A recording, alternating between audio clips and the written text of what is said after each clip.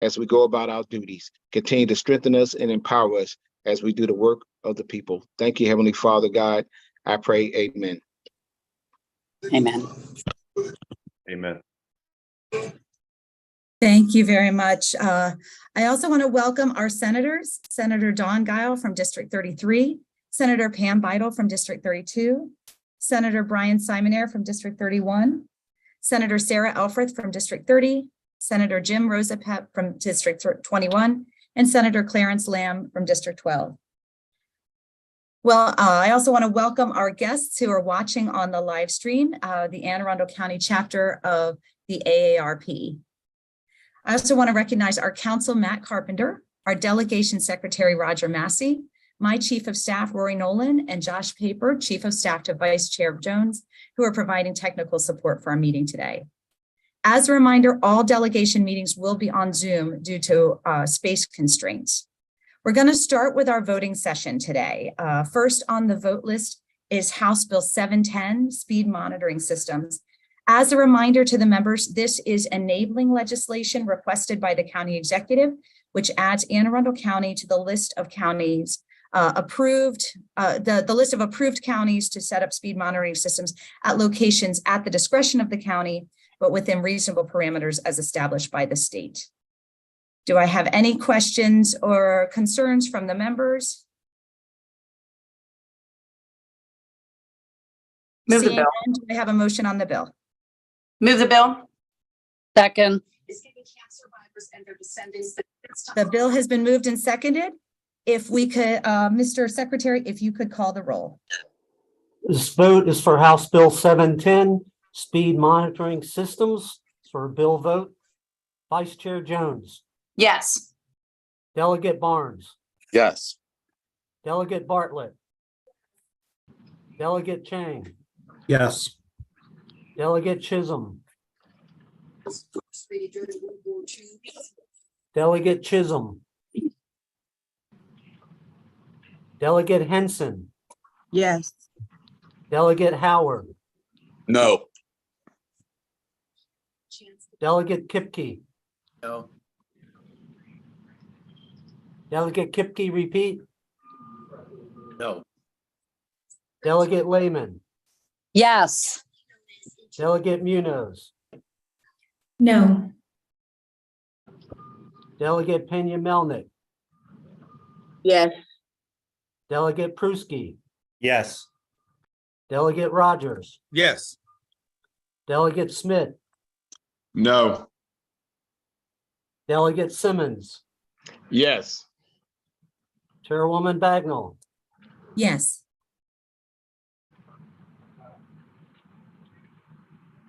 By a vote of 11-4 with one absent, the bill passes. Thank you, Mr. Secretary. We're now going to vote on House Bill 520, City of Annapolis Alcoholic Beverages Art Establishment. Madam Vice Chair, could you do the summary? Thank you so much, Chairwoman. Delegation, this is HB 520 for the City of Annapolis Alcoholic Beverages Art Establishment. This bill would allow art establishments to obtain an annual liquor license. For the past decade, Maryland Hall has applied and received only daily liquor licenses. This was brought to us by Maryland Hall in conversations. In 1 year, they obtained 73 liquor licenses, cost nearly $6,000 and over 180 hours annually of staff time. So this would just simply create a yearly license. Thank you. Thank you, Madam Vice Chair. Do we have a motion on the bill? Move favorable. Do Second. we have a second? Thank you. It's been moved and seconded. Mr. Secretary, if you could call the roll. This vote is for House Bill 520, City of Annapolis Alcoholic Beverages Art Establishment. Vice Chair Jones. Yes. Delegate Barnes. Yes. Delegate Bartlett. Delegate Bartlett. Delegate Chang. Yes. Delegate Chisholm. Yes. Delegate Henson. Yes. Delegate Howard. Yes. Delegate Kipke. Yes. Delegate Lehman. Yes. Delegate Munoz, Yes. Delegate Pena Melnick, Yes. Delegate Pruski, Yes. Delegate Rogers, Yes. Delegate Smith, Yes. Delegate Simmons, Yes. Chairwoman Bagnell. Yes. By a vote of 15-0 with one absent, the bill passes. Move that Thank you this very much, become a Mr. Chair. delegation bill. We have a motion to make it a delegation bill. We have a second. Second. Motion to make it a delegation bill has been moved and seconded. Mr. Secretary, if you could call the roll. Madam Chairwoman, Delegate Bartlett responded with a positive on that last vote. Thank you very much, Mr. Secretary. We will record Delegate Bartlett in the yes column for House Bill 520, and we have a motion to make it a delegation bill. Any discussion on the motion? All right, Mr. Secretary, if you could call the roll. This is on the motion to make House Bill 520 a delegation bill.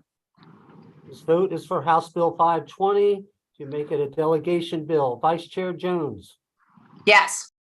Delegate Barnes, Yes. Delegate Bartlett, Yes. Delegate Chang, Yes. Delegate Chisholm, Yes. Delegate Henson, Yes. Delegate Howard, Yes. Delegate Kipke, Yes. Delegate Lehman, Yes. Delegate Munoz, Yes. Delegate Pena Melnick, Yes. Delegate Pruski, Yes. Delegate Rogers, Yes. Delegate Smith, Yes. Delegate Simmons, Yes. Chairwoman Bagnell.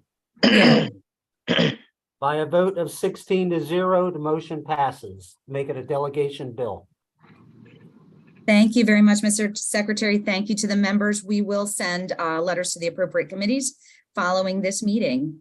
Next, we have the bill hearing on House Bill 1107, School-Age Children Mental Health Support System Pilot Program. As a reminder to our members, we had this bill last year. It was a late file. It went to our Public Health Subcommittee. The sponsor is not limited in terms of testimony, although we do ask to be reasonable. All witnesses have 2 minutes. Delegate Chisholm, if you would like to introduce the bill and your panel. Thank you, Madam Chair, and thank you, Madam Vice Chair and members of the delegation. For the record, I'm Delegate Brian Chisholm here to present HB 1107, and the chairwoman said it very well. All the stakeholders were brought together last year, was heavily amended. I think everybody was happy with the bill, but by the time it got out last year, it was a little late. So I'm here to reintroduce it. And if I could, Madam Chair, I would like to yield my time because I'd be doing a great disservice by trying to explain what these expert panel can explain far better than I. So I'm going to go ahead and turn it over to either Adrian or Jen or whoever feels like they're best to lead off here. Thank you very much. Good morning. Thank you, Madam Chair, and thank you, delegation. My name is Adrian Michler, and I would like to testify in support of House Bill 1107. As the Mental Health Director for Anne Arundel County, I can attest to the increased need for children's mental health services. The need was evident prior to the pandemic, and COVID has exacerbated the demand.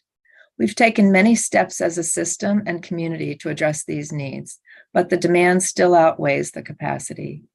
House Bill 1107 will leverage some of the lessons we have learned and provide a mechanism to further support our children. I helped work on this bill because I believe that Anne Arundel County is in a unique position to pilot this program.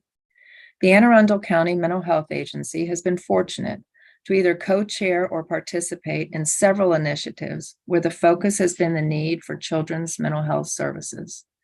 This bill will allow us to demonstrate how aligning the lessons we learn in these initiatives can support our efforts to best serve our children and help them navigate a very complex healthcare system. It will also enhance our ability to analyze the data and to further identify areas where successful outcomes can be obtained by expanding specific programs and enhance our system of care in the most meaningful way. We understand that resources are limited. Therefore, using the data as requested in this bill, we can be strategic in our focus for making system improvements for our children. I'd like to turn it over to Jen Corbin. Thank you. Good morning, everyone. I'm Jen Corbin. I'm the Director of Anne Arundel County Crisis Response. And I just want to share with you the unmet behavioral health needs of children that can be seen through the increased demand that our crisis system here in Anne Arundel County has seen. The number of warm line calls received and the number of mobile crisis dispatches for children and adolescents has steadily increased, with warm line calls increasing 38% and mobile crisis team dispatches increasing 59% from fiscal year 19 to fiscal year 22 for this population. Through this House bill, families calling into the crisis system will be provided support to connect their children to needed behavioral health services. Helping children in this way and getting them the care they need at the most critical times is often the diversion from emergency departments and other traumatic events that we can assist with. I'd like to turn it over to Catherine Gray now, who can talk a little bit more about what we can do. Thank you, Jen. Thank you, Madam Chair. Thank you, delegation. My name is Catherine Gray. I am the Deputy Director and Clinical Director at the Anne Arundel County Mental Health Agency. Families calling into our crisis response system requesting services can actually immediately be referred to this program, the Mental Health Stabilization Services. The services provide stabilization for up to 8 weeks after an initial crisis. All the services are in the family's home. The Iceberg Child Behavior Inventory, or ECBI, is the rating scale that we would intend to use for this. And this is actually a family self-assessment. What we find in other programs is this often shows decreases in both intensity of the behavior and parental perception of the problems during the program. Currently, we are seeing clients in the program who are more clinically complex than we've seen in previous years. There are more identified family members that require intervention. Our intent is to collect data and report that data on this program that demonstrates the effectiveness of this 8-week stabilization and crisis intervention service. Thank you.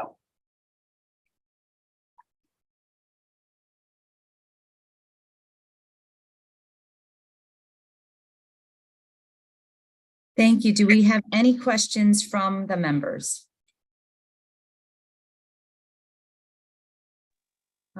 Delegate Lehman. Thank you, Madam Chair. And thank you for this bill, Delegate Chisholm, and for the testimony. Just a quick question, and it sounds like it's outside the parameters of this bill, but could someone address what happens or what kinds of services, very briefly, are out there after that 8-week period that we just heard about? I'm happy to answer that. Again, Catherine Gray, Anne Arundel County Mental Health Agency. So the services that are available in the community for children with Medicaid, it's a fairly robust service system. Unfortunately, there are waiting lists for children to get in. So the beauty of this program is immediately after the crisis, they can access services while we're connecting children to those other services, whether it be our residential or psychiatric rehab programs, whether it be mentoring programs, whether it be outpatient clinics. We know that children are going to have to wait to access those services. So this is that immediate response in the home while they're accessing those out of or community-based services that typically would not be in the home. For children with private insurance, it's a little more difficult to access some services, but we do have a cadre of services that are actually available to children with private insurance as well, including Targeted Case Management Plus, which is specifically designed for children with private insurance that allows them access to services in our public system. Thank you for that. And I would love to continue the conversation with Delegate Chisholm or any of our mental health experts offline to see what maybe we can do going forward, post, that post 8-week period, because mental health crises are not limited, as you know better than me, to 6 or 8 or 10 weeks, to finite periods of time. And that continuation of services is so important. But thank you for that. Thank you. Delegate Bartlett. Thank you, Madam Chair, and thank you, Ms. Gray, for being here. I was just wondering about on page 2 of the bill, where it says that a school-age child may participate in the program only through self-referral.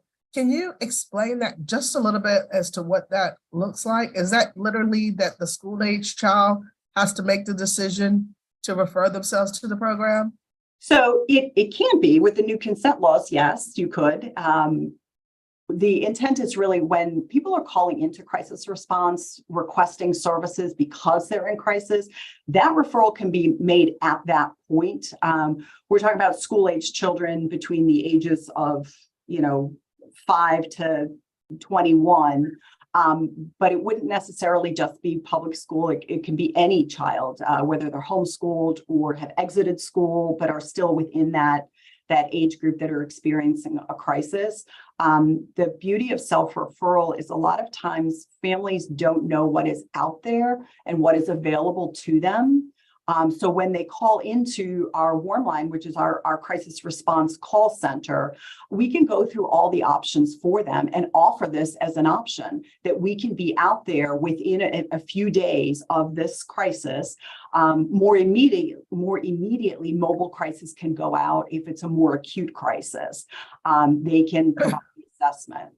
Is the word only there though? I mean, only is what's getting me. Is the word only there because it's you want it to be a consent program? I just don't understand where it says a school age may participate in the program only through self-referral. So that's the only way they can get in? Is it because of consent? Is that what we're after? So they would have to consent to be in the program. Under the age of 12, the parent would have to consent, but ultimately it's a family program. So we would like the family's buy-in in order to provide the services.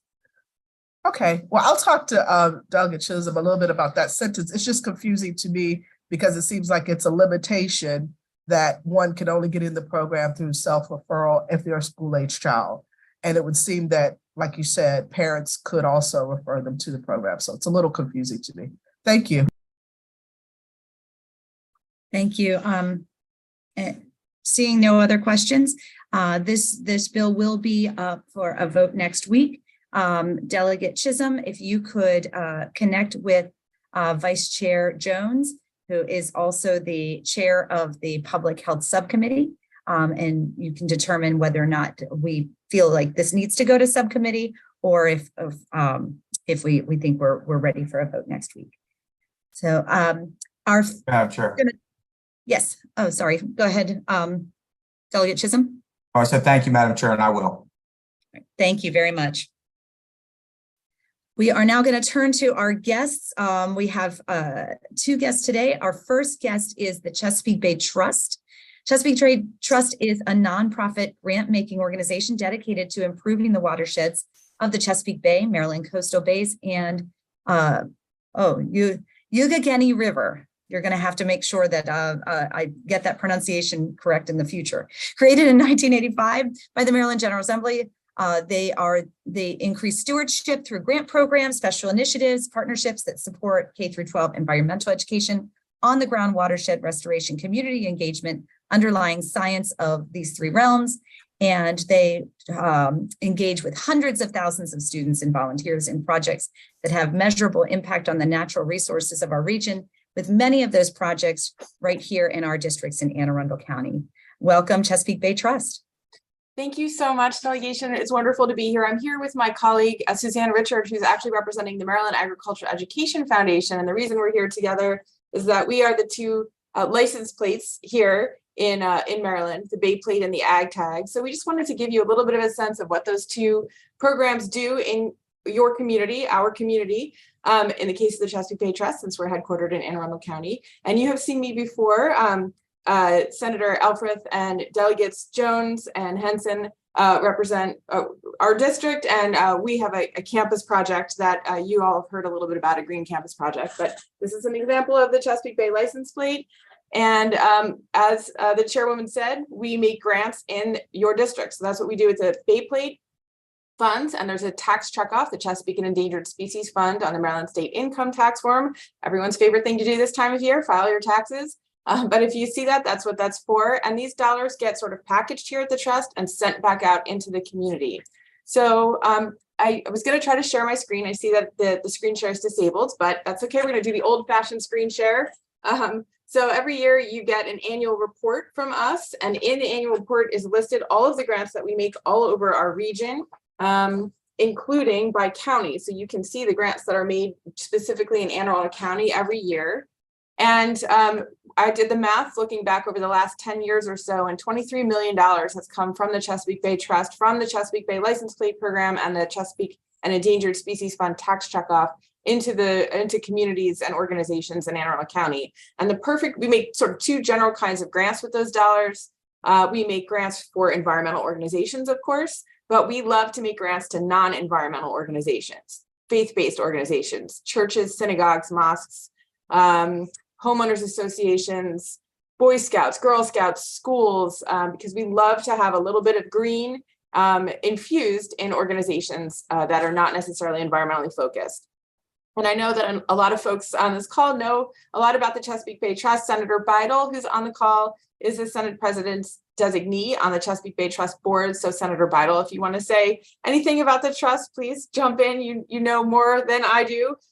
Senator Lamb has been on our Diversity and Inclusion Committee, and Delegate Henson specifically has been very involved in the Urban Trees program, which you all tapped us to run a couple of years ago to make specifically grants for urban underserved communities to get folks into the game. And Delegate Lehman, of course, and the trust work on a number of issues together. So thank you so much for letting us be here. And really our ask for you today is if you know communities or nonprofits in your districts that you think want to do some sort of environmental type of project, please send them our way. We have a specific veterans outdoors rehabilitation program. That's a great one, and can talk with you about any constituents that you have who might be interested. Thank you very much. And I see we have a hand from Senator Beidel. Thank you, Madam Chair. And thank you, Jana. I'm just going to, I think President Davis is probably the right term, but I just want to say that the trust works incredibly hard. It's a very small group of people. 92% of the money that they receive from our tag goes right out to the communities. So they only operate on 8% of that money. But in our district, in District 32, there's a huge project that started right now at St. Mark's Church, which has had just incredible impact from Arundel Mills and the casino, and their brand new stormwater project.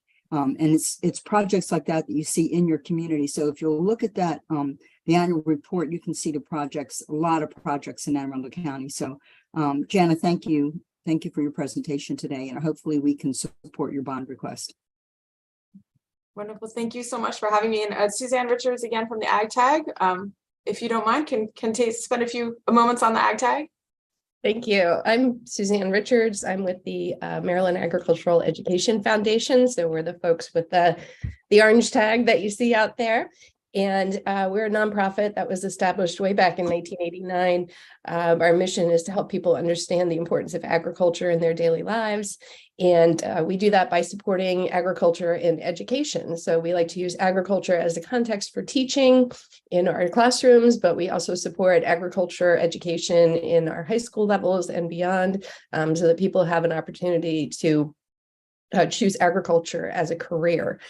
So we have programs that go to our elementary schools with mobile labs that roll up to a school, and we're able to go class by class, give kids the opportunity to do hands-on science lesson that's related to agriculture. We have Ag Literacy Week coming up. We have a lab in a box, which is a really cool kit that we can send to teachers, and they can use that in the classroom for hands-on science. We also provide professional development for teachers. Do a lot of support with Maryland FFA program. which is thriving in the Anne Arundel community. We have a calendar contest. We have scholarships that are open right now. Students can apply on our website through April 1st. And we have a garden grant program that's going to be coming up very, very soon on our website as well. So in Central Maryland, we have a great amount of agriculture. It's $9.1 billion in economic activity. It's worth about $383 million in state and local tax revenue, and it supports about 33,000 jobs. So there's all good reasons to support agriculture. And in the past year in Anne Arundel County, our aquatics mobile science lab visited Jones Elementary. We were active at the Youth Summit at Sandy Point State Park. We have FFA programs at Cat North, at the Phoenix Academy and Southern High School. We are helping Stacy Eccles with her pilot of a middle school program at Southern this year as well. So we're looking forward to that coming together. So lots of different great things going on. We appreciate your time today and your support of the Ag Tag. I had a whole PowerPoint presentation, so I felt like I had to blow through that. Well, no problem at all. Thank you so much for your presentation. And do we have questions from the members?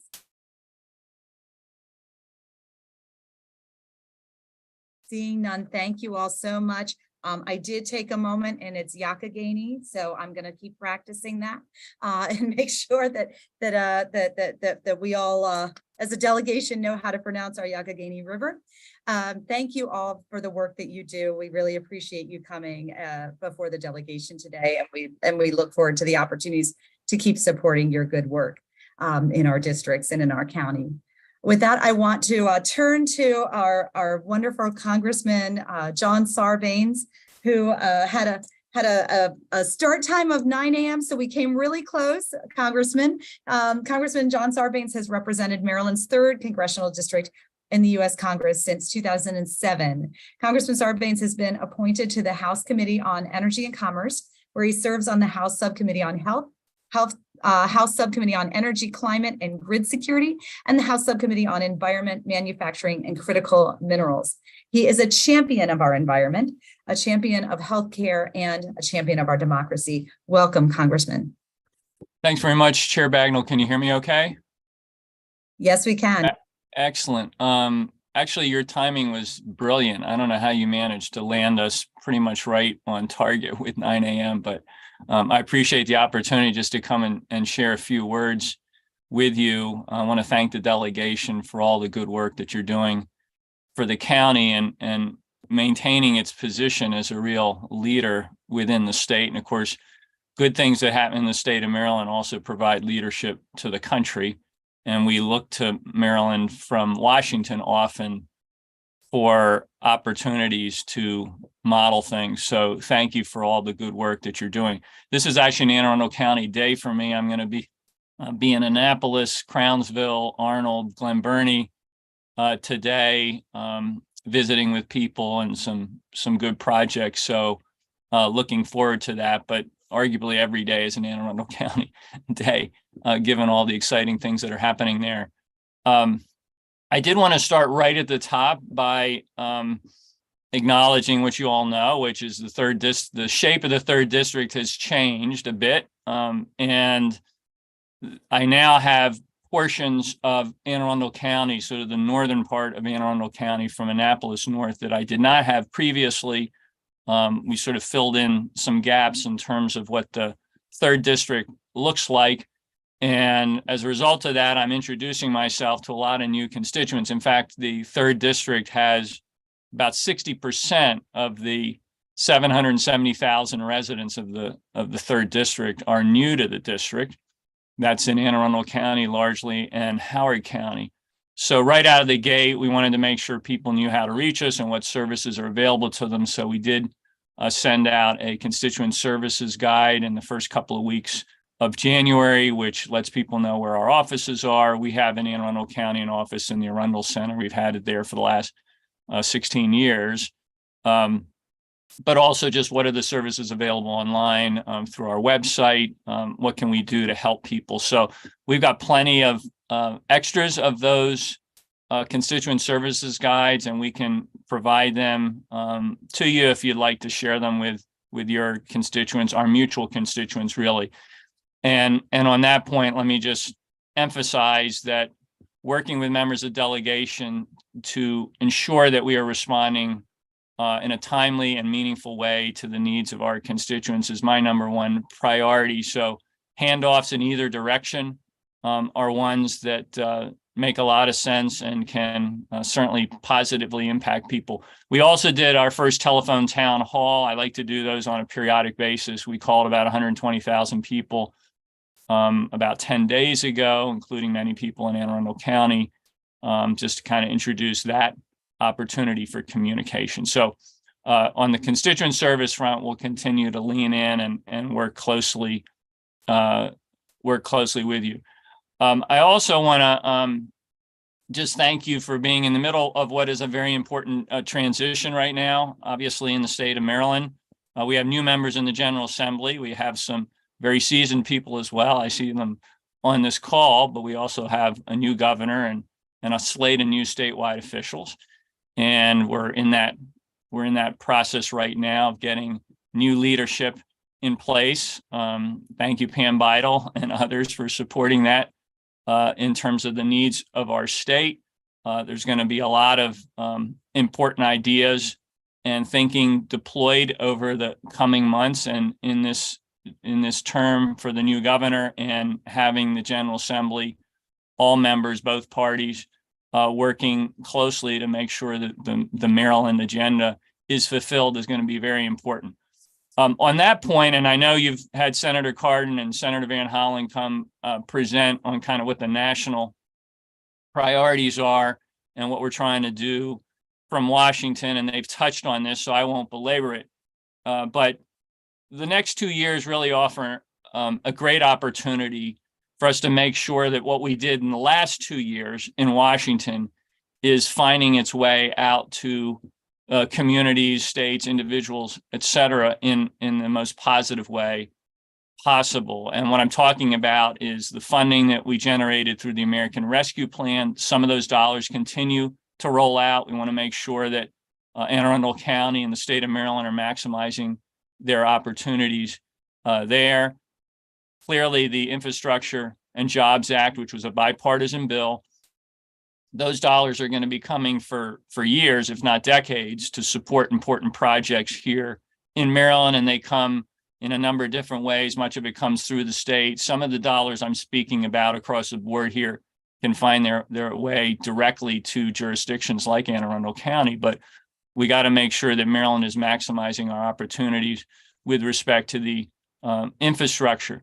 The Inflation Reduction Act, which did many things, it addressed the cost of prescription drugs for our seniors in a meaningful way for the first time ever. I've been there 16 years. We've been trying to get that done the whole time. We finally were able to get a significant piece of that over the finish line. But then addressing climate change, but doing it through really trying to motivate people around energy efficiency, whether that's American companies getting investments and tax credits to stand up projects here in the United States that can lead us to a clean energy future, which also lifts up American workers, or whether it's offering incentives to individual homeowners, consumers, in terms of appliances and other things where they can be more energy efficient. It can do tremendous things for the country, for Maryland, for Anne Arundel County. And so that's another place where we need to make sure the good work of the last 2 years is being deployed over the next 2 years and beyond. And then I did want to mention the CHIPS and Science Act, again, a bipartisan bill in Congress to stand up or support advanced American manufacturing. There are going to be many companies, I believe, in Anne Arundel County, which are going to benefit from the investments that are going to flow as a result of the passage of the CHIPS and Science Act in terms of advanced manufacturing.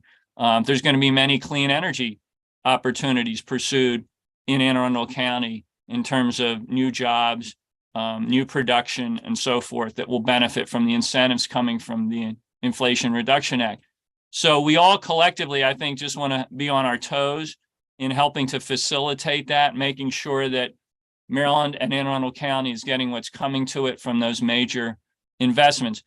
And we've got an insider in this sense. Steny Hoyer has been chosen by the leader of our party in the House to be kind of a liaison and go-between to figure out how to make the connection, direct connection with federal agencies that have these dollars and are trying to get them out the door, and members of our delegation understanding what that is, but also getting it to states across the country, including the state of Maryland. So Steny will be in charge of that project, but we've obviously got him on our speed dial, and we should certainly take advantage of that. Let me keep moving along here quickly to be respectful of your time. The major thing, obviously, that's consuming people right now in terms of what's happening at the national level is wrestling with the debt ceiling and making sure we get that raised before it's in effect too late. CBO and Treasury have estimated that between, I guess, July and September, we're gonna hit that in a way that would be hugely catastrophic for the economy. So we've got to get the debt ceiling raised. We have to do that in a responsible way. Obviously, there's some in Washington that are trying to kind of take us hostage on that. I think, frankly, that Republicans and Democrats are going to find a solution to this in the end, and hopefully we can get past the brinkmanship that we're seeing play out right now, because that's not good for the economy broadly. It obviously impacts businesses, small businesses. Everybody has a stake in us dealing with that in a responsible way, and so we'll continue to stay focused on that as we move along. I just wanted to mention some of my priorities because I know they align with many of your priorities. And frankly, the discussion on the call today further reinforces that. I continue to work in the sort of democracy space, just kind of strengthening our democracy. I think one of the messages we got in the midterms is people want to see that. Nothing complicated, just make it possible for us to access the ballot box in a meaningful way. Every 2 years, have confidence in the results of our elections, support poll workers, election judges who are out there, not as Republicans or Democrats, but as citizens who want to be civically engaged and strengthen and support our democracy. So I'm continuing to work on that. And there's a lot of good partnerships that we can pursue together in that space. As was mentioned by Chair Bagnall, I'm a champion of the environment and certainly the Chesapeake Bay. We'll continue that work there. Senator Van Hollen may have mentioned that we're working to elevate the attention, awareness, and access to the Bay through the Chesapeake National Recreation Area proposal that would create a unit within the Park Service to support the Chesapeake Bay and those opportunities. That's just one example. We worked very hard as a federal delegation to make sure that in the budget and in things like the Infrastructure Act, we were able to get dollars flowing to support the Chesapeake Bay restoration and preservation. And we're very successful with that. And we obviously need to use those dollars in a smart way. On the education front, again, I intersect with environmental interests there, trying to get young people outdoors. I was author of the No Child Left Inside, and we're trying to get renewed focus on what those opportunities can be. And I do want to salute Jana Davis at the Bay Trust and Suzanne for their presentations here and the terrific work that they do. They've been partners with us from the beginning. On healthcare, that's my other major area of focus, and I thank you for your discussion today of House Bill 1107, and I thank you for your invitation to Adrian Mickler and to Jen Corbin. I actually had the privilege and honor of inviting Jen to be my guest at the State of the Union address the other night. To recognize the amazing work that is being done with the crisis response effort in Anne Arundel County. which you know, but I'll just say it again, is a national model. And people are beating a path to Jen's door to understand how it works. So continuing to support this work in addressing mental and behavioral health issues in Anne Arundel County with all the benefits that it offers is something that I think we should do collectively, and we are doing as a team, and continue to lift that up. It's showing terrific results, and particularly when it comes to the implications for our young people, where I've brought special focus on Capitol Hill to those issues. Anything we can do makes sense there. So healthcare, another primary area of focus for me. Want to continue to work with members of the delegation to lift that up. As you know, because the public health emergency is going to end in May, the federal public health emergency, there's going to be some disruption with respect to Medicaid enrollees, some who will be coming off the rolls, about 80,000 in Maryland, many of whom are eligible, just need to get immediately put back on the rolls. And so we've been in touch with the Maryland Health Exchange, the Department of Health and Mental Hygiene, to understand that impact. We can work with you all to make sure that in Anne Arundel County, we get as much of a seamless transition there as we possibly can. I could go on and on. Let me just wrap here and take some questions if you have them quickly before I turn it back over to the rest of your agenda. I did want to mention last year, as you know, we had the opportunity to support community project funding, what in the old days they called earmarks.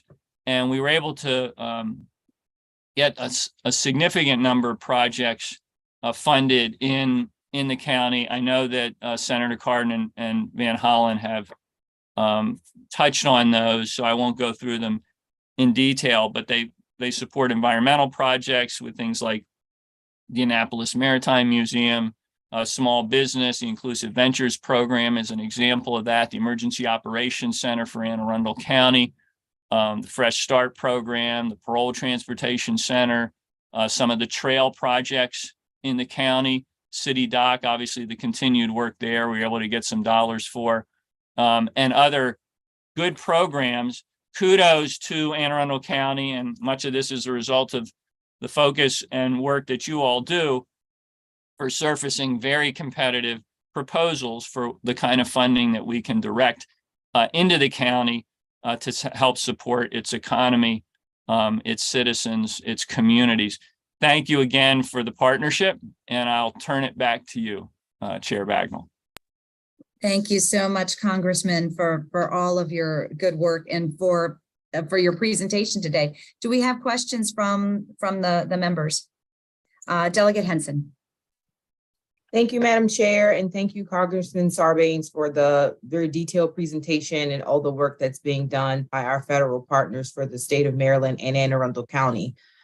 We are getting asked from constituents and advocacy groups for some clarity on what people might expect at the end of the federal funds for eviction prevention.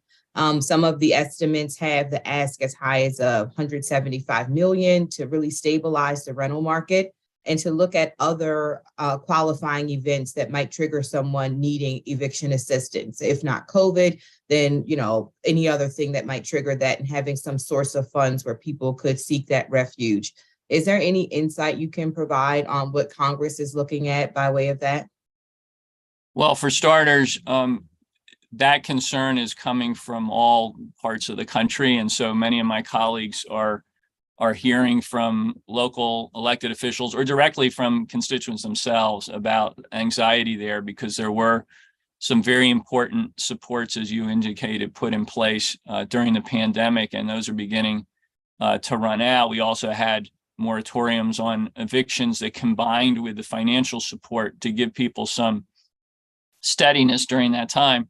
And to some degree, they'll be kind of falling off a cliff in certain situations. So this is an anxiety that's bubbling up through our caucus. I know that Maxine Waters is very focused on it from her position, and there is a lot of discussion about what can we do to have a softer landing on that, but frankly, look in a more enlightened way forward to what it means to provide affordable housing, period. And this is a challenge in every county, in every state across the country. It's a crisis, as we know. And I think there are efforts underway to bring that front and center as part of a kind of comprehensive response to the crisis that we're seeing. So rest assured, it's top of mind. What can be achieved as a practical matter in Washington right now on that front, while we're juggling a lot of other things. I'm not going to pretend I can guarantee anything there, but we're absolutely pushing that issue forward. So thank you for focusing on it. Thank you. Thank you very much, Congressman. Any other questions from the members? I just wanted to say thank you once again. We really appreciate our partnership with our federal delegation and not just our representatives, but also your staff who are incredibly responsive and helpful with making sure that our constituents get everything that they need. And we really appreciate you doing so much of the heavy lifting out in Washington on our behalf and on behalf of our state. So thank you so much for being here today. Well, thanks very much. I appreciate it. I've had the privilege of representing Anne Arundel County from the day I first raised my hand as a member of Congress back in January of 2007. It's really a wonderful place. It's got amazing communities, neighborhoods, a deep sense of commitment on the part of its citizens. And frankly, it's a privilege to represent them in conjunction with you all. And thank you for your good work. We'll continue to team up going forward. All the best. Thank you. You have a great day. Our final presentation today is from the Fort Meade Coalition. Of course, Fort Meade is the nation's Center for Information, Intelligence, and Cyber Operations. It is home to several major federal agencies, including the National Security Agency, and it is the largest employer in Anne Arundel County. Thank you so much for being here and welcome, Fort Meade Coalition. Good morning. Thank you, Madam Chair Bagnall, Vice Chair Jones, and the delegation. We appreciate this opportunity this morning. I'm going to be very brief, but my name is Gina Stewart. I'm the Executive Director of the BWI Business Partnership, but however, I am the chair of the Fort Meade Community Covenant this year in 2023. And I'd like to share our other charter members that have joined us this morning, the Fort Meade Alliance, represented by Tim O'Farrell, and the Central Maryland Chamber, represented by Christy Simon. And so I have the pleasure this morning to introduce to you the Fort newest garrison commander, Colonel Michael Sapp. So again, thank you for this opportunity, and I'd like to turn it over to Colonel Sapp for an update. Thank you. Thank you, Gina. I appreciate it. And Chair Bagnall, Vice Chair Jones, Senator Beidel, it's good to see you again, delegates across, and then Congressman Sarbanes, if you're still out there. It's fitting I follow you, considering one of my first acts was the ribbon cutting ceremony at Coon Hall when I had to follow such a tough act that time too. So hopefully I'm getting better with each one of these. One of the things that is, Chair Bagnall, I appreciate it. I've got my public affairs, Chad Jones, in the background who was cheering as you gave that introduction, right? Because that's exactly the thing that we want to foot stomp is as the nation's platform for information intelligence and cyber. And it's one of those things that some of my peer-based commanders may take some offense because everybody owns a piece of something to that accord. And there's certainly there's intelligence operations that happen everywhere. And there's some level of information. But when you look at the senior level of who we have on this base is really what sets Fort Meade apart. And so I appreciate the time to be able to talk a little bit about this. For those that may not have had the chance to come to Fort George G. Meade, I'm Colonel Michael Sapp as the base commander. So it's kind of like a part city manager, part mayor of the city of about 63,000 workforce, about 10,000 family members that live on the base from day to day. And so I do invite anyone who has not had the opportunity and is interested, whether you've never been on a military installation at all, or specifically Fort Meade, that we will certainly more than happy to welcome you so you can see what it means to be like, because it is a small city and not everybody, I guess I grew up in a town of 2,500. My family thinks Fort Meade is a big city. It's all relative, but it's one of those things that it is certainly in some ways self-sustaining, but in reality, and that's really the purpose of today's presentation, is it's about the connections with the county and the area around us. And so the first piece is, as you look at our population, I threw out the 63,000. That's the federal workforce. That makes us the second largest base in the United States Army. So out of about 75 installations, Fort Bragg has the most, right? The center of the universe, depending on who you ask, if somebody's familiar with the Braggisms. But we have a larger workforce than most other bases. We are also smaller than many of the other bases too. So it is a high population density from that point in any given day. As noted, we are the largest employer in the state when you look at the Department of Defense and definitely within the county. But our personnel, because we can only house about 10,000 family members in our 2,500 homes, live throughout the area, certainly across the county. And you'll see that as I talk transportation in just a moment. But the key foot stomping beyond the information intelligence and cyber is about the growth. And it's because when we have more of a business park, and I know Anne Arundel County is familiar with business parks. Central Maryland is familiar with business parks. And that's essentially what this fort has become in many ways, because the type of power that the United States invests, when we look at 21st century warfare, and it's about ones and zeros, just as much, if not more, than beans and bullets. And so when we project power throughout the world, it can come from one central area. And because we don't need large swaths of training grounds for maneuver warfare, for tanks and infantry and helicopters, then we can have business park type setups. And so growth continues to come to Fort Meade. The other thing is that as senior level entities from across Department of Defense recognize that they have their headquarters here, it's very easy to build up another key headquarters.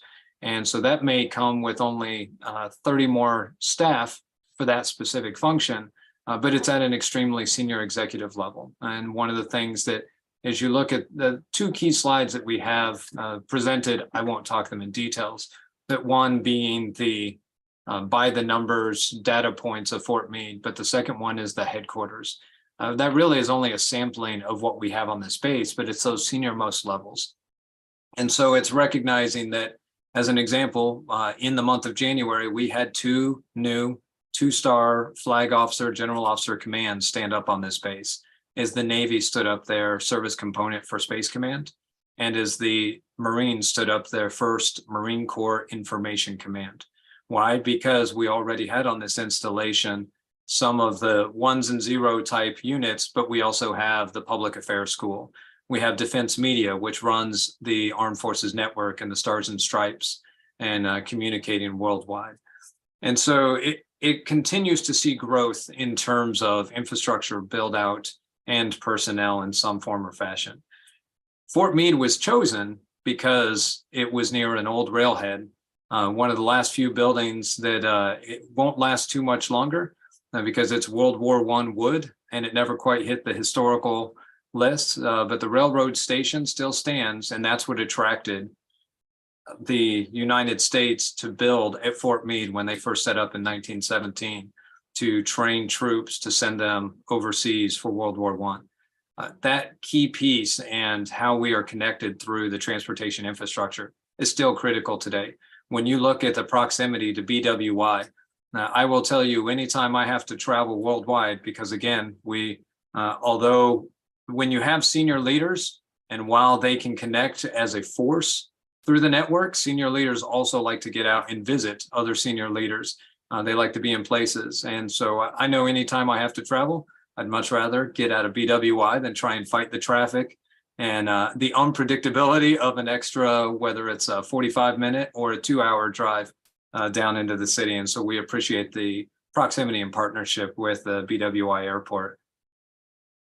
So as we look, the theme of the command, the priorities, the theme of the command for me is caring, consideration, and connections.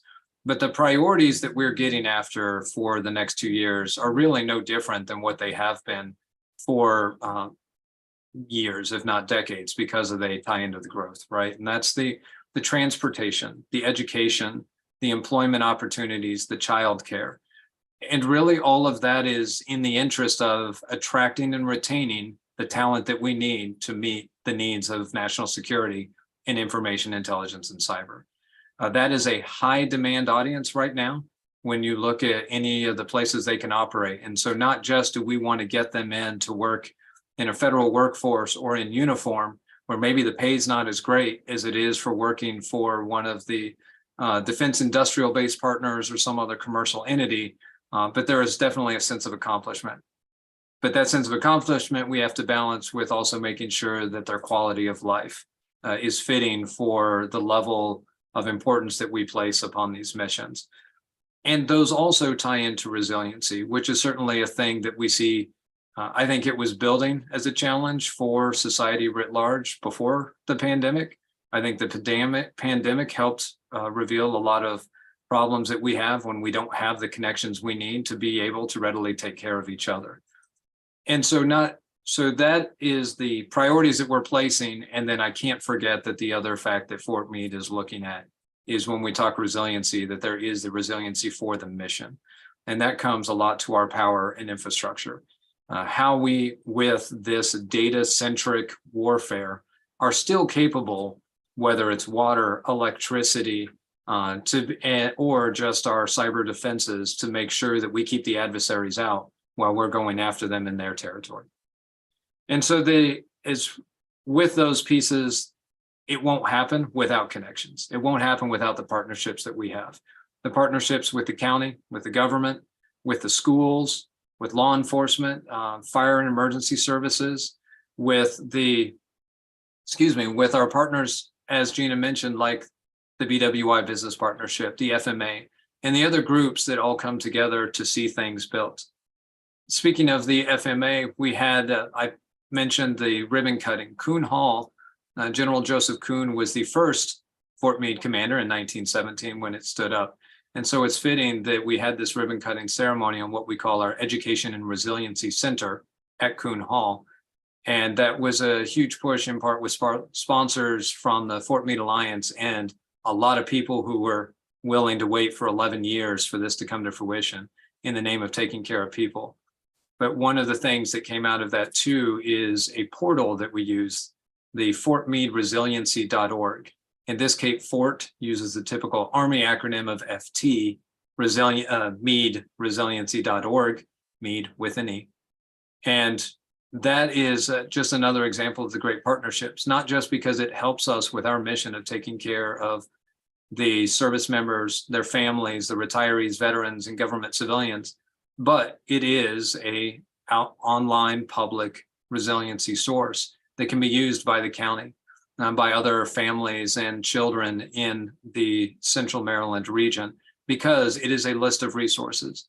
Many of those resources are military focused, but many of them are the county partners who have come together to provide. And so I do put a plug out for that website in one part, because it's not just about what Fort Meade residents can make use of, but in the other part, because it's flexible and growing and evolving. And there is a contact us option at the bottom that allows anyone who knows they provide a service, that word is just not getting out there, that it can be added to that by adding that to the contact us. And that goes to the likes of Tim and his personnel for that.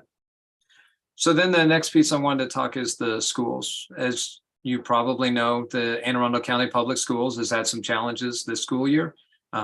Dr. Bedell has been an incredible partner as we work through those, whether it was transportation or it was some of the school issues that we're having with security and safety. And I really appreciate his partnership. Fort Meade has 7 of the county public schools on our installation out of the 13 of the Meade cluster. Meade High, Meade Middle, and MacArthur Middle, so all teenagers in the Meade cluster, go to school on Fort Meade installation federal property, which does create some unique challenges, we know. And then we have the 4 feeder schools from the elementary schools that go into those as well. And so when it comes, and for those that don't know, when there's a lot of the world that believes the military base is a bubble, and that anytime something enters that bubble, we should exactly know what comes in, what goes out, and then we should be able to control all the things within it. It's not quite that smooth. We do what we can to make this a safe place for everyone, but that also means that when something happens within a school, we have to take more notice than even possibly on the outside because of that perception. But we have the likes of Friends of Mead who come together. We have the hashtag Mead Strong campaign that we've worked with through the Friends of Mead committee with Dr. Kennedy. And we also have the most recent Be Present, hashtag Be Present campaign that Dr. Bedell released. And as part of, while we always have to walk that fine line because we can't have the perception that government employees are in a school during the day getting paid by American taxpayers to work in a school when we should be doing a mission. We do have a formal program of the military called Partners in Education that we can attach essentially and adopt the school type program with the military uniformed organizations to go into schools and help provide for programs. Right on this base, we have one of the top 2 bands in the entire United States Army. Professional musicians apply. They have to go through basic, but they apply and to be in the Army Field Band. There's no reason that, especially within the Meade cluster, but even within the county, that we can't help music programs with their level of quality and attention. I've got a whole lot of lawyers. My daughter is in mock trial, and I realized that Meade High School, the teacher who has put together the mock trial group, is struggling to get even 2 students to go to these competitions. We got a lot of lawyers on this space that we can help motivate. We have, of course, the cyber, the information. There's a whole lot of talent within the U.S. government workforce that we can help continue and better that partnership with the schools. And then for transportation, our people, as I said, are all over. 63,000 people definitely don't come from this tight-knit base that is Fort Meade. And so with the likes of the 100, the 170 corridor, or Route 32 and 198, those roads, 175, we've seen what happens when we neglect the ability to have good throughput of traffic. And when it comes into this space and goes to our security points, how disruptive that can be. Also, if people can't get in clearly, they don't want to come or stay in the area. So we get them for a 2-year, 3-year tour, and then they run off. And so that's one of those things that we consistently look at, are ways that we know and can communicate where our people are traveling, but then how we can support efforts to ensure that the whole community can get to where they need to be when they need to be. And then that leads us to employment and jobs. There are a lot of jobs here that need filled. I know definitely nationwide, if not worldwide, there are a lot of jobs that need filled. I think sometimes it's about connecting the requirements with the resources, and people just don't understand. So as a base, we're always looking at opportunities to help find and attract talent into not just the intel and cyber domains, but all of those services that support those too, our childcare workers, our law enforcement, our security guards, even someone who works at our local clubs and bars to help with the meals that we host in the evening or the bowling alley. And so as we look at that, the other half of that is the family members that travel, especially with the service members, the spouses that are looking for employment opportunities, and connecting those with the needs of the community around us. And then the last piece that in the connections to the community that I wanted to highlight is the interstate compacts. And so we are tied in with some of the efforts. I will tell you, as a parent of 3 children, I really appreciate when Maryland became part of the Interstate Compact on Education. So that way the credits that we had accrued at different schools were able to still help her get in onto her college applications. Samantha in particular has been in 4 different, this is her 4th high school in 4 years. Over the course of her 13 years of education, she's enrolled in 11 different schools. It's important to be able to still be able to take care of the children who are sacrificing as they move with their service member families in order that they can then help give back to the nation when their time is. One of the latest ones is juvenile jurisdiction that's currently at the Capitol building being looked at and reviewed. We've had a couple contacts with the Department of Defense liaison to that effort. But as we've seen things play out in the last 2 months within a couple of the schools that we have in our cluster, that gets challenging when you talk about juveniles on a federal installation and where that jurisdiction lies. And so we appreciate everybody's effort as we continue to work those.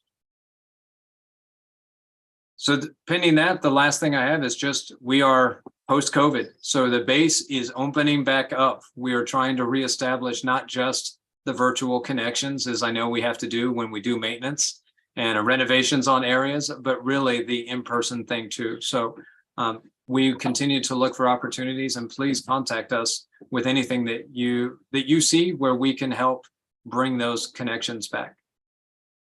Delegate Rogers, I saw your hand. Am I allowed to ask? I'm going to call on him. So you read my mind. Delegate Rogers. Thank you, Chair Bagnall.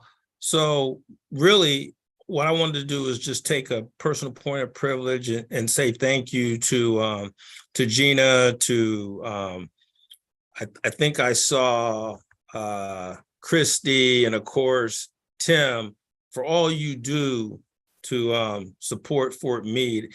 There are a number of alliances across the state. I know there's one up at Aberdeen. I know there's one at Andrews, but I know that the one at Fort Meade is the best, having worked with those other two. So I just really want to thank you all for all that you do to support Fort Meade through the covenant, through the alliance.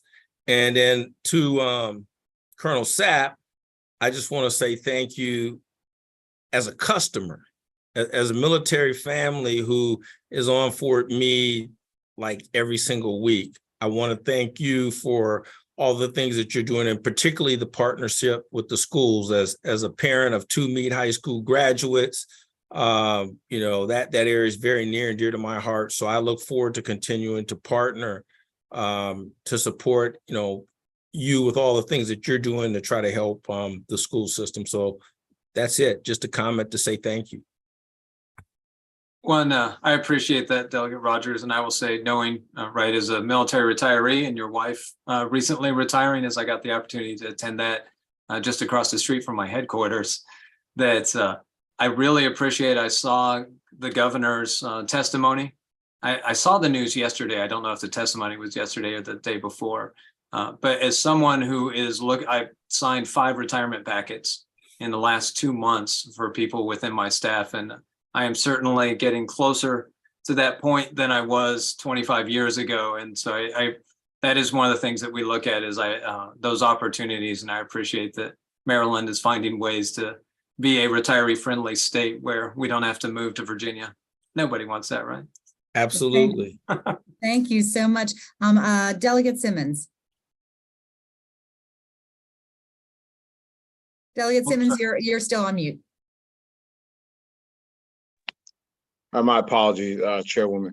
I just wanted to just talk about a little bit, when we talk about the schools and the military base with the partnership. I know several years ago we had met with the commander at that time, and the discussion revolved around substitute teaching, which the school district struggles with throughout volunteers in the school. Is it a way that we can collaborate with military families for that purpose of looking at substitute teachers, as well as volunteers in the school assisting with our teachers? The short answer is yes, absolutely. I know that and some of it's the bias because we operate how we're used to operating. And I'm used to, as a garrison commander, great, but I'm used to spending time with troops. And so I immediately go default to troops. I'm realizing in this role that there's a lot more to the military than just those in uniform. And so I think part of that is having our families, spouses most often, understand the requirement changes. We talked the transportation issues that Anne Arundel County was having, and me communicating to our community that you don't have to be a certified bus driver. They will take anybody with a license, and then they will help you get to the point of driving a bus, but you can start with a van of 6 students that will free up a bus of 40 or 50 seats that can now go to a community that otherwise isn't getting support. And so that's one of those. To teachers, I only found out, I think it was last week, that there are now options where you don't have to be a certified credentialed teacher to be able to get in a classroom. That if you've got some level of education, the school will help you get to the next stage to be able to support. So yes, and now it's finding the right venues, because communication is the thing I think we struggle with the most on this space. It is such a diverse workforce and population on here, is just how we truly reach all of those individuals. So yes. And then PTA, sorry, I would be remiss if I did not say that that is one of the things that we're foot stomping, because everybody loves to be PTA at the elementary schools. Once they're teens, you don't want anything to do with them and you throw them out of the house. And somehow the parents aren't as involved in those middle and high schools. So that is another one that we're foot stomping. Thank you, Commander. Thank you. Thank you, Colonel. Senator Vidal. Thank you, Madam Chair. And Colonel, it's great to see you today. And I just want to thank you for becoming part of the community so quickly and working with the partnership and the community covenant. I feel like you've been with us for a very long time, and I just really appreciate how much you care about the community, as well as the big job that you have managing the base. So thank you. Thank you so much, ma'am. Thank you so much, Colonel, and for all the work that you do, and for all the work you're doing in Coon Hall, and thank you for your very comprehensive presentation today. We look forward to continuing to partner with the Fort Meade Coalition and make sure that we're delivering for our active duty and veteran populations here in Anne Arundel County. Comprehensive didn't mean long-winded. No, you are excellent. We are actually going to turn to our LBI presentations. Just a reminder that it's 5 minutes for the presentations. I do ask the members to be conscientious. We are running a little long today. So ask your best question, but remember that we will have opportunities to reach out offline for further information. And with that, I'm going to turn it over to Martin Simon from the Crofton Civic Association. Welcome, Mr. Simon. Hi, good morning, everyone. Can you hear me okay? Yes, we can. All right, thank you. And thanks for this opportunity to tell you a little bit about our 2 of 3 parks that we hope to improve here in the Crofton Triangle. I'm going to share my screen with you real quickly so I can click through a couple of slides. Can you now see my screen?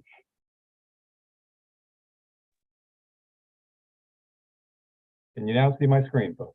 Not yet. Rory, can we make sure we can share screen? You should have the ability to share your screen.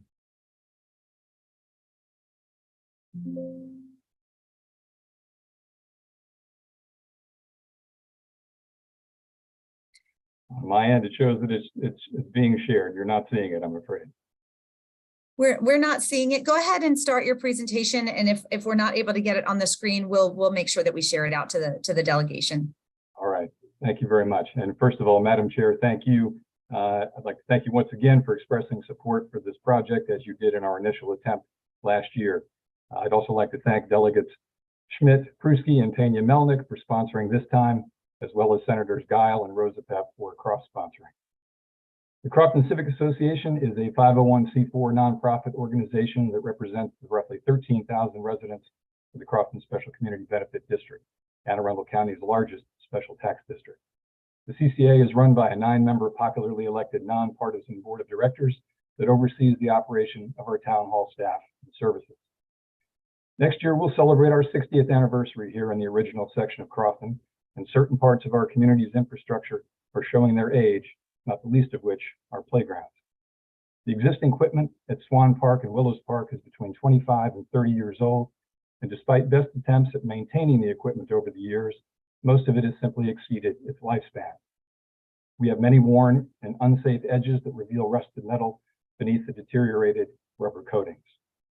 Safety codes have also changed over the past 30 years, and several pieces are now in violation. I had pictures to show you here, but I can't show you those. In all cases, that's right, Mr. Simon. We'll make sure we get all the images to the delegate. Understood. In all cases, our current playground equipment is no longer warranted or serviced by the manufacturer, making proper repairs impossible. In other words, it is time to replace this equipment. Our wooden park benches and picnic tables at both parks have also outlived their usefulness and pose certain safety concerns. There are only so many coats of paint that can be applied to rotting wood, sadly. It is time to replace these features as well. The CCA's Parks Rejuvenation Committee conducted a survey in 2019 to gauge stakeholder preferences for what we would do when resources became available. Since then, we have worked with 2 designers and have developed plans for each park that would increase the safety, capacity, and accessibility of our playgrounds. At Willows Park, our new design would replace all of the playground features except for the border, which we replaced recently with the assistance of a local Eagle Scout candidate. The new border is wheelchair accessible. This new design maximizes the existing footprint, moves the swings from the front to the back for increased safety, and provides for a wider range of inclusive play activities. Outside of the play area, we have ample unused space for the addition of picnic tables and benches. Currently, we have only 1 at each location. At Swan Park, which is our most used facility, we have designed 2 options depending on our funding level. Solution A replaces the larger of our 2 features with a much improved design that accommodates a wide range of ages and mobility levels. Our plan for replacing the 2 swing set features would be the same, utilizing their existing footprints at Swan Park. Our hope for both parks is to replace the old wooden picnic tables and benches with modern and accessible composite models that should last much longer and require less maintenance. The number of these units would be dictated by funds available, but we are requesting 6 benches and 8 picnic tables. The final piece of our Swan Park puzzle is improving access into the park for those with limited mobility. This will require some grading of the terrain where the blacktop path leading from the sidewalk turns to gravel down a gradual slope to the flat play areas. We have acquired ballpark estimates for this grading work, but in order to secure formal designs and quotes, it will require some funding. Hence the first request in our estimated capital costs breakdown, which was $5,000. The construction estimate includes the ballpark estimate for grading, as well as demo and installation of 6 park benches and 8 picnic tables, and the laying down of new softball material beneath all of the play areas at both parks. The equipment estimate includes demolition of the old pieces, all new play equipment installation, as well as the picnic tables and benches themselves. We are seeking $350,000 through this bond initiative to be paired with the $50,000 we have already saved over the past 4 years for a total project cost of $400,000. The Crofton SCB has a budget cap of 4% annually, so completing this work on our own would take many years, unfortunately. We have sought other sources of funding from the state, such as DNR's Community Parks and Playgrounds program, but have been denied since Crofton is not a municipality. The investment by the state of Maryland will provide safer, more modern, and more accessible playground equipment that will last 20+ years at a minimum. It will be a direct benefit to the 13,000 residents of the Crofton SCBD, as well as to many of the 29,000 people in the greater Crofton area who also make use of Crofton Triangle facility. Thank you for your consideration and support of this project. Thank you very much, Mr. Simon. Do we have any questions from the members? Seeing none, thank you so much. And we're going to turn to Hope House and Unita Haskins. Welcome. Good morning, Madam Chair. Thank you. Good morning, Madam Chair, Vice Chair Jones, and Anne Arundel delegation. This morning, to start off, I'm going to turn it over to my compliance officer, Andrea Paskin, for her to start, and then I can come back and let you guys know what kind of projects that we're requesting assistance with. Andrea.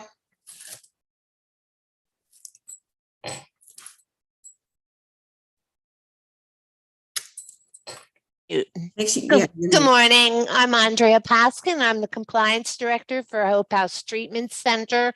Hope House is the largest and oldest community-based residential inpatient addiction treatment facility in Central Maryland.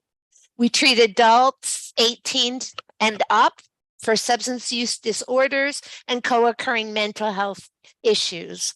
We offer withdrawal management, formerly known as detoxification, residential inpatient, intensive outpatient services, and try to connect people to sober levels of care, living levels of care to Marylanders. We are accredited by the Commission of Accreditation of Rehab Facilities. We just completed that in November of this past year, and it is good for 3 years at a time. We're also accredited by the Substance Abuse and Mental Health Services Administration, and we do accept private insurance as well as Medicaid. And in 2017, we were awarded the Blue Distinction Excellence Award from Care First. Hope House, like many facilities, has survived, sometimes with difficulty. The past 3 years for COVID, residential facilities were especially hard to hit because of the risk of infection. And we have focused a great deal on maintaining being open and being able to serve people throughout the entire time. And with that, I'll turn it back to Dr. Haskins, who can talk about the specific bond requests that we're requesting. Thank you very much for your time. Thank you, Andrea. As most of you know, we sit on the property of the old Crownsville Mental Health Hospital. So that's a very old space and buildings. They were built in probably the early 1900s. So the building that we are in is no different. It's a very old building. A lot of our stuff has never been replaced. We've just kind of been repairing and kind of patching things. So we're in need of some replacement for some things. So I want to share a few of the major improvement projects that are needed at our Hope House Crownsville location that we hope that you will assist us in completing. The first one is an elevator replacement. Our elevator is over 40 years old, so it breaks down quite often, causing us a lot of repairing costs. We have to remain handicap accessible. So with this kind of stuff happening all the time, it kind of makes us and enables us to be that sometimes until we get that fixed. So our elevator, we've done a lot of repairs to the elevator, but it's still really not up to par. It breaks down often. So we're asking for some kind of assistance with that. Water well installation. We would love to get our own water well on our property. Currently, we are on the city's water well, but those pipes are very rusted and very old, causing our water to be very rusty when it comes out. It comes out yellow. So we cannot use it for cooking. Patients cannot drink it. So we're having to rely on a water company to deliver water to us on a regular basis, which is very costly for us. So we're asking that if we could get that water well system installed on our property, then we're able to put a filtration system in that and a water softener, so our water can possibly be able to be used for cooking and drinking. That's going to lower the cost for us that we're incurring to have to buy water. We're also asking our cafeteria and kitchen area are the original cafeteria and kitchen that were there when the building was built. So that just lets you know the early 1900s, how old that is. So we're needing a lot of repairs and some upgrades there, kind of a facelift. Flooring needs to be replaced. The walls, the kitchen area needs a lot of upgrades. The drainage in the kitchen gets stopped up quite often, and we're having to calling people to fix that. And I just think that there's just everything in that system is just very old. Also, the air conditioning in that space for the cooks when they're cooking goes out quite often, making it very uncomfortable to cook in the kitchen when the air conditioning is going out. So we're asking for some assistance with that as well. In all, for the 3 projects that I just mentioned, we're asking for a total of $342,000 through this bond initiative. So that's it. Thank you so much for your time. Thank you very much, Dr. Haskins, for all of your good work. And do we have any questions from the members? Seeing none, thank you so much. And we have one more LBI presentation today. from Rockbridge Academy, Michelle Rosella. Welcome, Ms. Rosella. Madam Chair, Vice Chair, and members of the delegation, I appreciate your time this morning. I have Head of School Roy Griffiths with me, and I want to thank Delegate Schmidt and Senator Guile for recently coming out for a visit. This project that we're requesting funding for will go to replace the final phase of our roof over our athletic and fine arts wing. Also, there is a replacement needed for windows and additional seating. We unfortunately, Headmaster Griffith and I probably woke up this morning with some chagrin because it was raining. Right now, these spaces, there's a huge concern for water damage and possible mold because the roof is leaking. So this is an immediate need that we are ready to get this project started on as soon as possible. I'll let Headmaster Griffith speak for a minute. I want to thank the committee for entertaining this and just to assure you that the money's put to good use. This campus itself has been around now for 50 years. We purchased. Headmaster, can you get a little closer to the microphone? Certainly. Thank you so much. Thanks. This campus has been around for 50 years now. We purchased it from Indian Creek School, who outgrew it a couple of years ago. And we want to keep it functional for our families, but also for all of the services that come in and use the campus, because it's been something that outside services look to use our facility for the rest of the community. We're part of the Arden community and seek to serve them. There are folks like Maryland United, theater companies, ballet companies that come in and use specifically this theater and gym space. And so we want to keep that accessible for them and useful and in good repair. So thank you for the time and the consideration.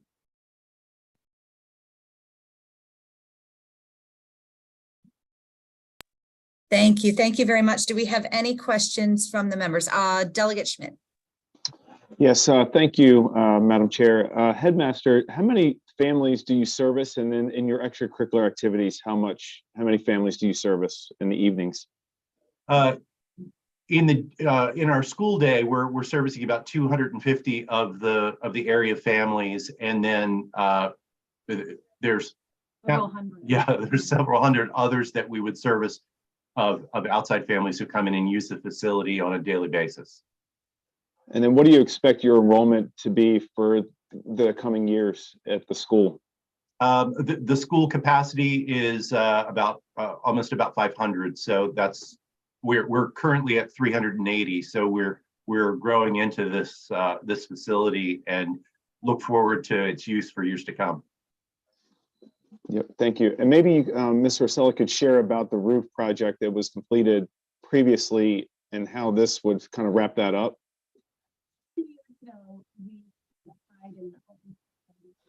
If you can get a little closer to the microphone. We thank the delegation. 2 years ago, we did apply for the first phase that covered the major instructional area of the building. And we had a great contractor that did that for us and is maintaining as things pop up. But so we're familiar with handling this type of project and would really like to preserve the building. This second phase would finish up the completion of that project and just provide again water damage and existing water damage and mold coming in would really not be good with our staff and students and families in the building. Thank you. Did that answer your question, Delegate Schmidt? It did. Thank you. Thank you, Madam Chair. Thank you very much. Any other questions from the members? Seeing none, thank you very much. Just a few things before we wrap up. Next week, we will be voting on the bill we saw today. We will have more presentations of local bills as well as remarks from the Maryland Municipal League, the Anne Arundel County NAACP, and Catholic Charities. Thank you to all of our members for working with your organizations to get your LBIs on the schedule. If you do have a local bill and you are not on the schedule, please contact Secretary Massey today so that we can make sure that we get those letters, those delegation letters to your committees. Just a reminder that we do have a photo today at 10:45 a.m. in the chamber lobby on the stairs. It is indoors. It's perfect photo weather. Organizations who wish to be acknowledged can email our delegation secretary at aacd@mlis.state.md.us. We want to congratulate our all of the winners of the few of the many awards, including our own Priscilla Monroe, who works with Delegate Sandy Bartlett. I also wanted to make our members and viewers aware of a wonderful art exhibit opening reception this Sunday, February 19th, 1:30 to 3:30 at Quiet Waters Park. It's called Visionaries. It's an art exhibit featuring the artists of the Open Eye Gallery of the Arundel Lodge. For those who aren't familiar, Arundel Lodge is one of our local nonprofits that works in the behavioral health space and provides services to our Anne Arundel County families. We seem to have a theme today. So I wanted to also mention that our crisis intervention team, you saw Jen Corbin earlier in this meeting. The crisis intervention team of Anne Arundel County has started a podcast, and they had just had their 3rd episode. So I'll make sure that we get those links out. They are on Apple and also on Spotify. Do we have any other announcements from our members?